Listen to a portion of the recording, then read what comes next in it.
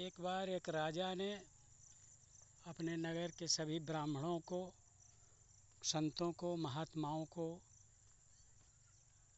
निमंत्रित किया भंडारा के लिए।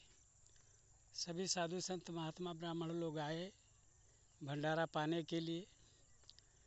पंगत बैठ गई, पत्तल सबको परोस दिया गया, खाने के लिए भी सब कुछ परोस दिया गया। अभी खाने से पहले ही उसी पंगत के ऊपर आकाश मार्ग से एक चील जा रहा था। चील ने अपनी चोंच में एक सांप को दबा करके पकड़ के रखा था और सांप छटपटा रहा था।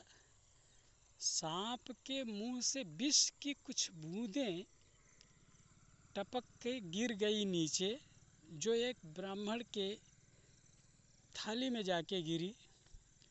ब्राह्मण को पता भी न चला और उसने वह भोजन पा लिया। तत्पश्चात उसकी मृत्यु हो गई। अब वहाँ हाहाकार मच गया। भाई ब्राह्मण, और वो भी भंडारा का प्रसाद पाने के समय में उसकी मृत्यु हो गई।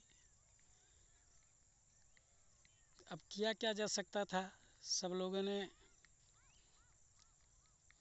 विचार किया कि भाई चलो जो हो गया सो हो गया, अब इनका अंतिम संस्कार कर दो। विधि विधान से संस्कार भी हो गया। अब यमराज ने सोचा कि भाई इसमें दोष किसका है? राजा का, जिसने सबको आमंत्रित किया था भोजन के लिए, चील का, जो स्वयं अपने भोजन के रूप में सांप को पकड़ के रखी थी, या फिर सांप का दोष था? सांप का तो कोई दोष नहीं था। यमराज ने सोचा भाई ये तो समझ में नहीं आ रहा है कि किसको दोष दिया जाए। 2-4 दिन के बाद फिर उसी रास्ते से 4-5 ब्राह्मण लोग आ रहे थे। एक स्त्री ने उन्हें रोक करके पूछा, भाई कहाँ जा रहे हैं?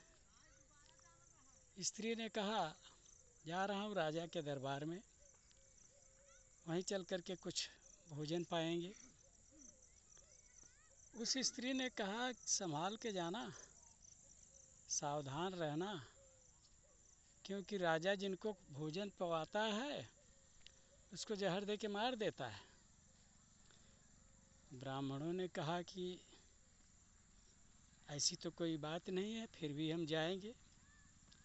उसी समय यमराज को अपने उस प्रश्न का हल मिल गया। आखिर ब्राह्मण की मौत से किसको फायदा हो सकता था? राजा को? नहीं। चील को? नहीं। तो उस सर्प को जिसकी बूंदें टपक गई थी जहर की? नहीं। किसको फायदा हो सकता था? इस स्त्री को राजा की निंदा करने का आनंद मिला है, इसलिए इसे ही आनंद लेने का, चुगली निंदा का आनंद मिला है। अतः असली माने में यही दोषी है और इसी को सज़ा देना चाहिए। तो इस तरह से किस्सा तमाम हुई। भाई पसंद आई हो तो आप लोग इसे सब्सक्राइब करें, लाइक करें, शेयर करें।